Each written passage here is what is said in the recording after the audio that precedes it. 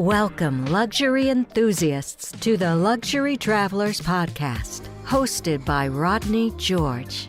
The ultimate passport to opulent destinations, extravagant experiences, and unparalleled indulgence. Whether one is a seasoned jet setter or daydreaming of the next lavish getaway, the Luxury Travelers Podcast has it all covered. So buckle up and prepare for a journey into the lap of luxury. Now, your host. Well, good morning, good afternoon, good evening, whatever time it is when you're finally getting around to watching this version of our Luxury Travelers Podcast. I have a very, very special guest, and you'll understand why he's so special as we get through this topic. I actually met Saliba Danho at an industry conference in the Bahamas about 3 weeks ago. And he comes from a very unique perspective, and that is tours in the Holy Land. And whether you've ever been or whether you haven't been, I want you to watch this entire show because you're going to learn some things because he lives right in the heart of Jerusalem. So, Saliba, welcome to the show. Greetings from Jerusalem, Rodney. Pleasure being with you. It's a pleasure to have you. When we met 3 weeks ago, I don't know if you remember or not, but I sat down at your table there at the show, and I said, I have to ask you a couple of questions first. And the first question is, are you Christian, are you Jewish, or are you Muslim? Because I wanted to know, especially coming from that holy city, which direction you were coming from. Well, I'm a proud Christian. My family have been Christian for the last 2,000 years. In the Old Testament, my family is mentioned by the name of Arameans, like when you hear about Jacob saying, my father was a wandering Aramean. So that's actually my ancestry.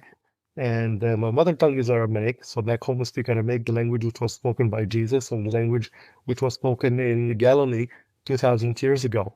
And right in the first century AD, back in Damascus and Antioch, that's actually where they basically heard the message and converted to Christianity. And we were the first ones which were called Syria, which means elevated. And from there comes the name Christians. So proudly saying, we were the first ones to be called Christians in the first century AD, all the way back from Antioch.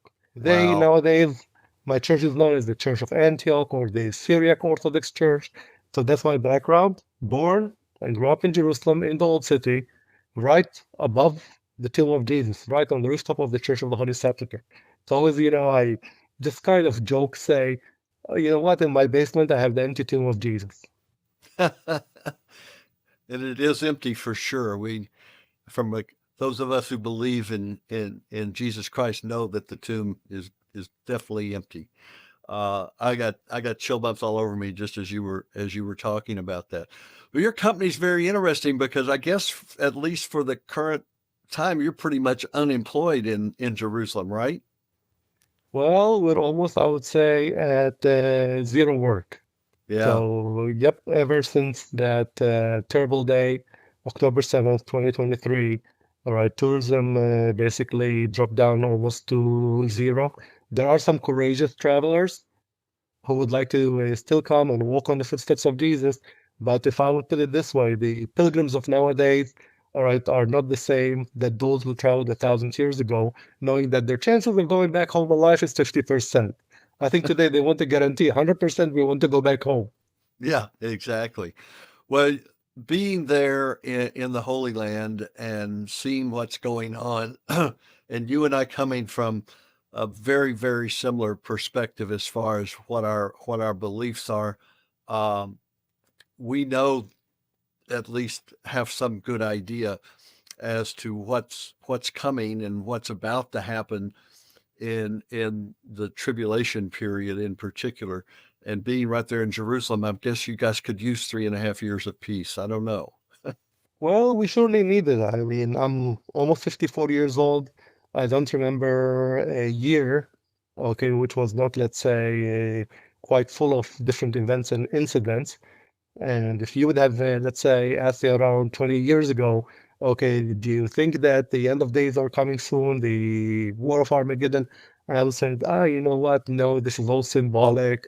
Okay, but nowadays, the way that things are unwrapping right before our eyes and seeing how fast things are developing, okay, it's just amazing. I mean, if you would have came 20 years ago, there used to be, let's say, around 20 to maybe 100 people of the Jewish people who would be going up to the Temple Mount and talk about rebuilding the temple. Most of the Jewish rabbis are anti-rebuilding the temple because they believe that the destruction of it was a punishment from God and it will not be rebuilt till the coming of the Jewish Messiah, not to confuse it with the Christian Messiah, because we're talking about two different messiahs when it comes all the way to the two different religions. But nowadays, not only that the issue of the rebuilding of the temple is in the Israeli educational curriculum, all right, but you're talking about tens of thousands of people who are sending up all the way to the Temple Mount every year, and minding, of course, that they cannot go all the way up to where the Holy of the Holies would have stood, because in general, the Jewish people are seen as unclean. And to be able to get purified, they need the sacrifice of the red heifer. And for years, they were trying to look for the red heifers. And finally, all right, four of them made it all the way from the Midwest in the USA into Israel. For the first time ever, animals would come into Israel without being quarantined. And they're already 2 years old. And they're without any blemish and without any white hairs, nothing. Pure red heifers waiting to be sacrificed on the Mount of Olives, which could take place at any time. Things Wow. are unwrapping really quick before our eyes. And you talked about two messiahs. It's really not two messiahs. It's the same Jesus Christ. It's just that the majority of the Jewish people did not recognize him as the Messiah when he came. Absolutely. So we're actually looking forward for the second coming of Jesus. They're looking for the first coming of the Messiah. But when you come all the way to what we believe, all right, the Messiah who will be appearing even for the Jewish people and the salvation of the Jewish people would be actually the same Messiah, Jesus Christ. Even when you go to the book of Revelation, chapter 12, and it talks about the 12,000 Jews who would be saved, all right, multiplied by the 12 tribes of Israel. Interesting, if you take these numbers and multiply them together, it gets you to 16 million people. And if you go today to the number of the Jewish people living in the world, there are about 16 million people. I mean, so these numbers are not even symbolic. For many years, people thought that these numbers are symbolic, but when you do the math, it is 16 million people to be saved. That is the whole Jewish people. Wow. I'd always heard it was 144,000, but somehow you're doing different math than I am. Yeah, because it is under 44,000, but when you multiply them, okay, back you get all the way to the 16 million. So Okay. this 12 by 12 equal 144,000. Then you multiply them by 12, all right, and you go all the way to basically 16 million people when you add the math. Okay, so you specialize in doing really a deep dive into the Holy Lands in particular, with an emphasis on the footsteps of Jesus. Why don't you tell our viewers a little bit about that? Because there's coming a time when I think they may feel safe enough to come to Israel, and they will be there they'll be there at a definite historic time in history. You know, the early fathers of the church, talking about the second up to the fourth century AD, for example, Eusebius, who's considered to be the historian of the church, he called the Holy Land the fifth gospel. He called the Holy Land the fifth gospel. So we have the four gospels, or which usually I would prefer to say there are actually four chapters, okay, in the Bible, rather than four gospels, because when you say gospel, it sounds like each one of them is a Bible by itself. No, there are four gospels, each one of them is a chapter, okay, they actually complete one another. But to understand that, all right, you need to indulge and dive into the fifth gospel. And the fifth gospel is basically the land itself. I mean, just try to think about it, that you're walking on the seashores of the Sea of Galilee. And over there, you can just see farmers even up till today. They go on cultivating their land. They can pick up the seeds and they go on casting up the seeds on the ground. And some of them would be falling into fertile soil. Some of them would be falling all the way on the side of the road. Some of them amid the thistles. All right. And then you can go all the way down and start recalling the parables that were taught by Jesus. They just come live right in front of your eyes over there. Or if you come, let's say, to usually, most of the visitors who comes to Holy Land, Israel, they would be landing nearby Tel Aviv. All right. At what we call today Ben Gurion Airport. And not long time ago, they used to call it Lod Airport, which is the ancient city of Lydda. And that's what we hear in the book of Acts about Peter, all right, healing a paralytic at the city or the town of Lydda. And from there, he goes to Joppa. Today, you land in Ben Gurion Airport, you head to Tel Aviv, which is known as Tel Aviv Joppa. And that's around 8 miles as the crow flies from one place to another, which is more or less like a one-day walking distance in ancient times. And that's where Peter makes it later on to Joppa, and that's where he would bring back Tabitha back to life. So Tabitha Kumi in Arabic, which means Tabitha, young girl, get up. And then he goes all the way on the rooftop of the house of Simon the tanner, and that's where he has a vision. And a big basket, full of different types of animals, reptiles, within that net, and the voice tells him within that basket, the voice tells him, kill and eat. And the answer which he will say, Lord, this is not kosher. And the voice answered back, nothing that the hands of God have made is clean or unclean. That means the word came for all nations. So you're standing over there in Joppa, looking at the ancient city, 5,000 years old city, and then from there overlooking Tel Aviv. All right, the modern city of Tel Aviv, which was the first Hebrew city, all right, to be rebuilt in the modern times, all right, in the state of Israel, to be the nucleus. And in a way, despite the fact that officially Jerusalem is the capital, but Tel Aviv, in effect, is considered to be the economical capital. It's like New York in the USA, right? And so you're looking from ancient Joppa, you're looking at modern Tel Aviv, and that is just the beginning of your journey when you're venturing into the Holy Land. And then traveling along the coastal line, going all the way to Caesarea Maritima, that beautiful ancient Roman city. You visit over there the ruins of what used to be either the largest port on the shores of the Mediterranean 2,000 years ago, or one of the three largest, together with that of Alexandria and Athens.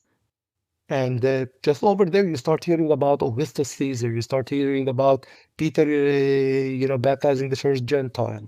You hear about Paul giving the first defense of the church. So if you're coming as a Christian to the Holy Land, all right, Joppa and Caesarea will show you the place from where Christianity was sent all the way to the Gentiles. And then you go from there to Mount Carmel. And the most interesting thing that when you're traveling to Mount Carmel, you pass by all these olive trees. And then you can see some of the wild olive trees, and right next to them, some of the cultivated olive trees. And Paul, all right, in Romans, he talks about, Christianity to be brought all the way to the Jewish people as well as to the Gentiles. And he compares them to an olive tree. The Jewish people will be the wild olive tree, while the Gentiles will be the cultivated one. And obviously, in many cases, the wild one will give you better fruits, all right, than the one which is cultivated. And you're there at Mount Carmel, overlooking the Valley of Armageddon. I mean, you're seeing Nazareth from a distance. You're at the spot where we had the encounter between Elijah the prophet and the prophets of Baal. You're looking over the modern port of Haifa, the ancient port of Akko, all the way into Phoenicia, into Lebanon nowadays. And just, you're looking at the Valley of Armageddon, and with all the events which took place along that valley during the Old Testament and later on also along the New Testament era, I mean, it is God's playground. I mean, just imagine you're standing overlooking God's playground, one of the most important ancient highways of the ancient world.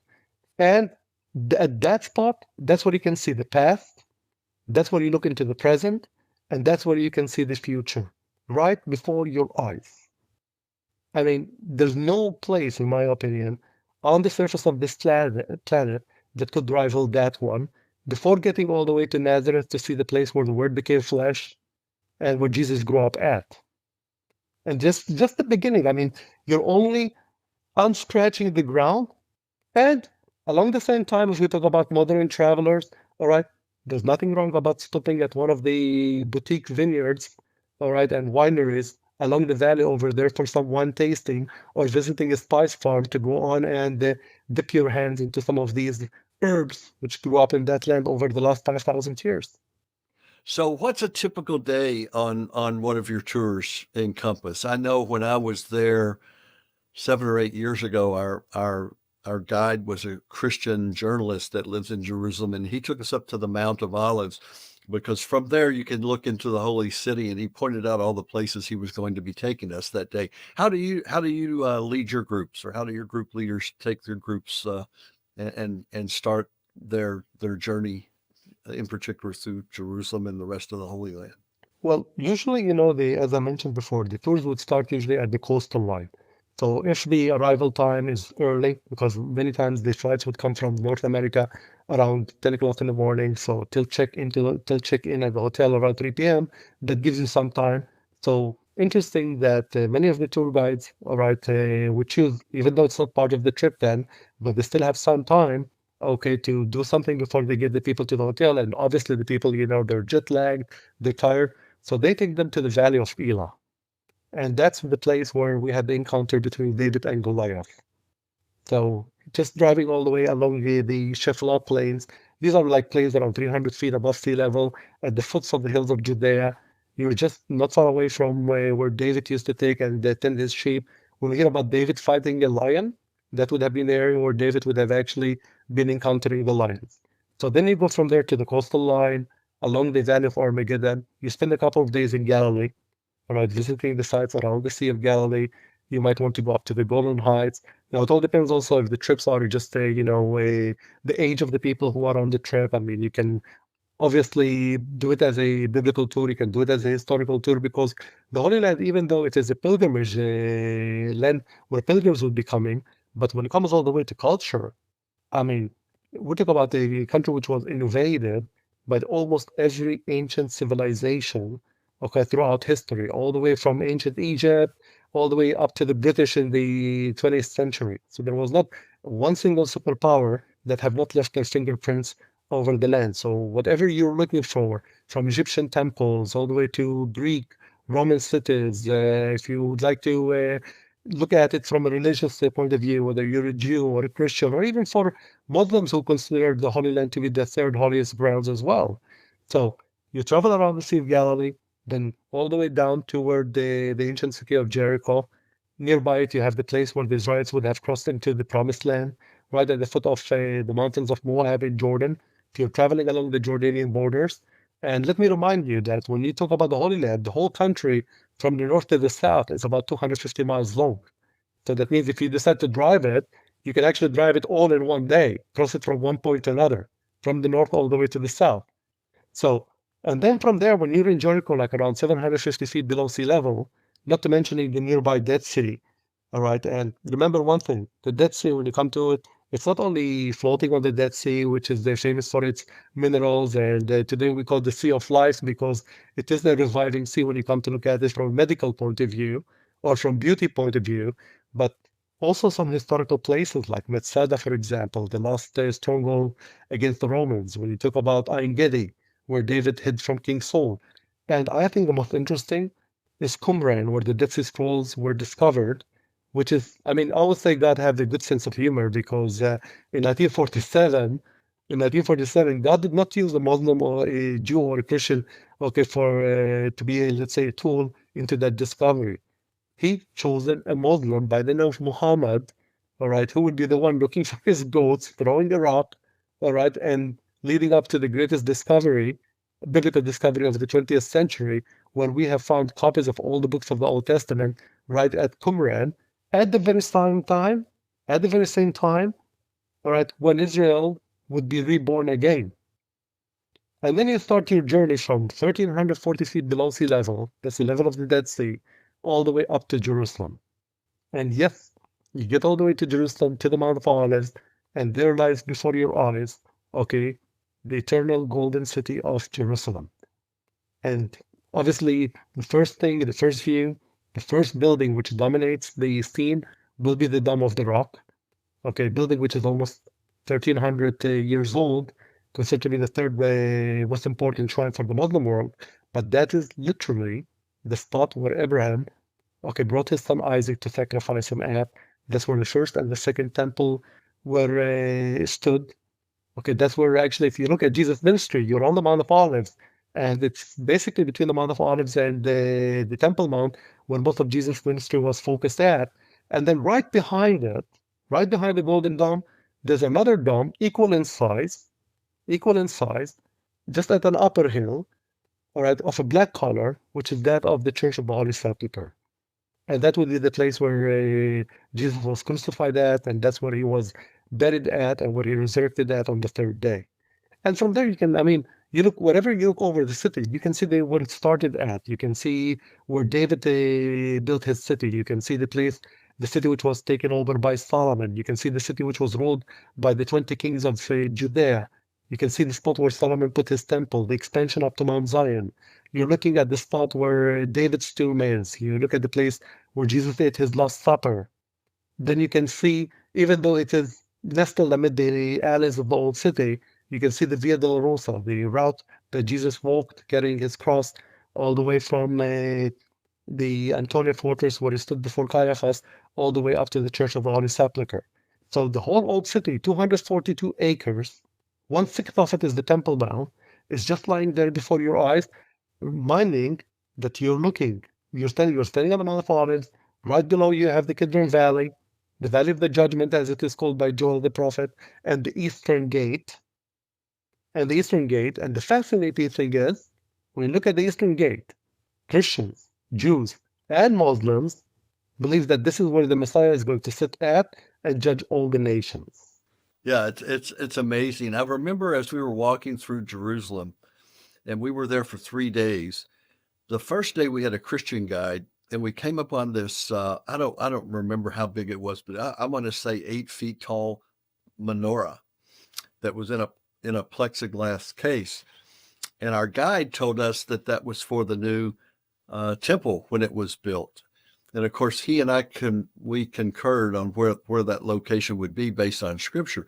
2 days later, we had a Jewish guide, and he told us the same thing, that it had been donated by a businessman, and it would be placed in the new temple, but no one knows where that is. And when I tried to tell him where that was, we got into a huge argument, because I told him it's going to be where the Dome of the Rock is, and he had a really hard time swallowing that.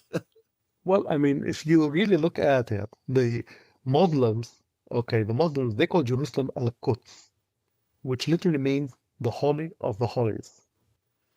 And when they built the Golden Dome, they literally, in my opinion, they have literally put it over where the Holy of the Holies have stood.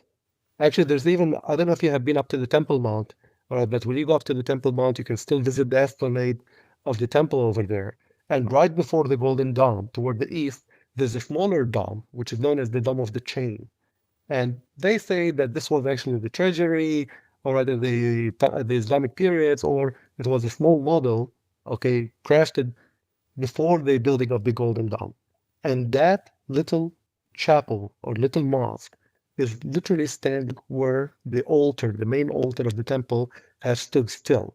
So if you are actually to stand in front of the Golden Dome and you have that Dome of the Chain in front of you, literally 30 to 40 feet away from it, that's where that golden menorah is to stand. That's where it stood 2,000 years ago. It used to be 1 out of 10 2,000 years ago. The only difference is 2,000 years ago, it used to be pure gold. Nowadays, it's actually silver-plated gold. But if you ever go to Rome and you see Titus Arch over there, and on Titus Arch, it shows you actually the slaves, the Jews taken to slavery, carrying up the holy menorah with an octagonal base. That menorah, which is today sitting in the Jewish quarter, actually nowadays they have just moved it to the stairway which leads down to the Wailing Wall. So it overlooks, so if you stand looking at it today, you can see the menorah, and through the plexiglass, you can see the Wailing Wall and the Golden Dome right behind it. And it's basically a copy of the way it is described up in the Torah. When you look all the way at the oil holders, the petals which are presenting over their almond petals. And, like the prophet Jeremiah, he compares the light of the Lord to almond blossoms. So the petals which goes around the oil holders, that's actually out of symbolize the almond blossoms.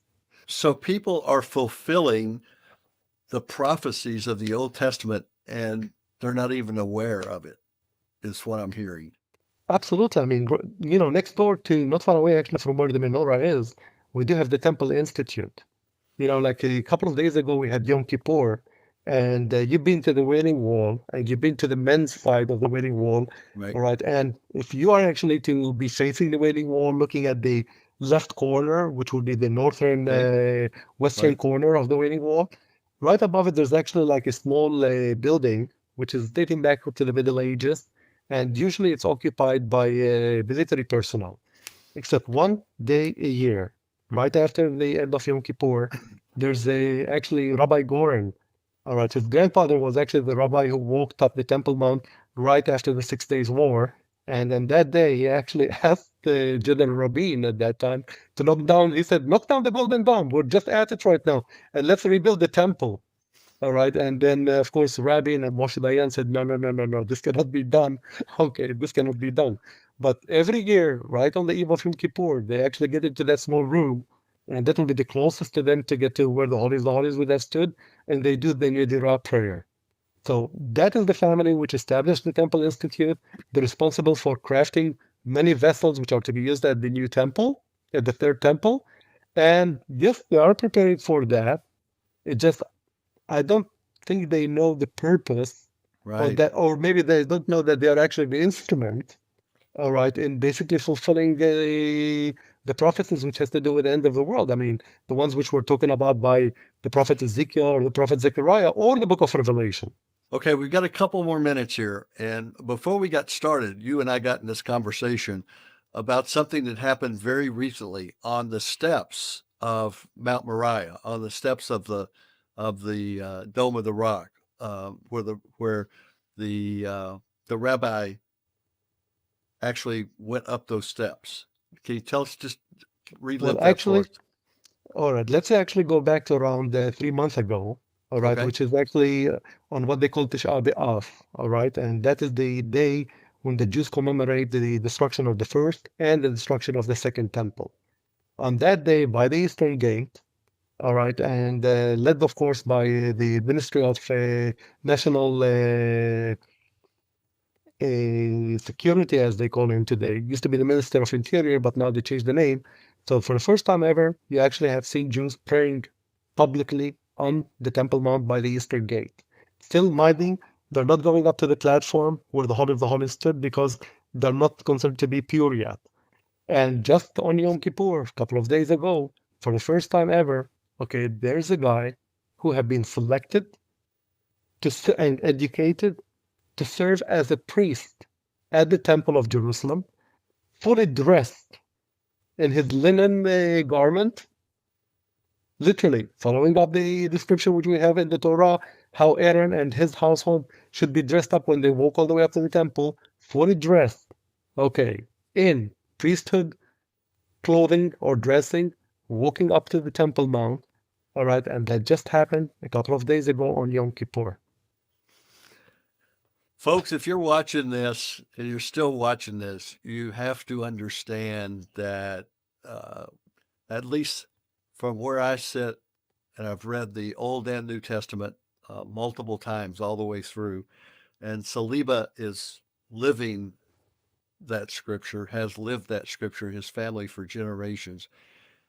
And what's happening right now in the city of Jerusalem, in the country of Israel, you have to want to know more. And this man right here and his people are the people that can not only show you more, but would be thrilled to show you more as soon as it's safe to travel to his country. God willing. God willing, yes. Amen. And so, Well, Saliba, I could sit here and talk with you all afternoon, but we try to keep these at 30 minutes so they're palatable for people.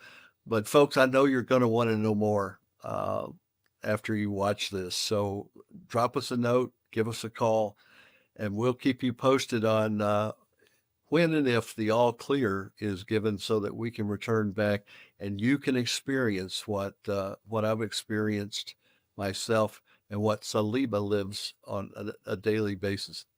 Saliba, I can't think of anybody I'd rather have to show me around your country and your city than you. And I'm so grateful and thankful.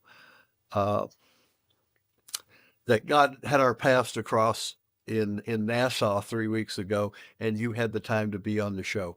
I appreciate you. I love you, brother, and Thank you, brother. Godspeed. We'll look forward to welcome you back in Israel. Okay. You and your guest, anytime, just when it comes down, we'll give the signal. Let's pray for the peace of Jerusalem, and we'll be more than glad just to take you around and show you around. Excellent. Thank you, Rodney. So, folks, as I always say, enjoy yourself. It's later than you think. And today, later than you think takes on a whole new definition. That's it for today.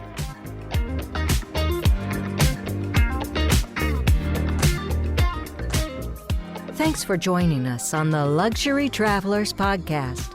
For more information, head on over to luxurytravelerspodcast.com to connect with our team or leave us a message.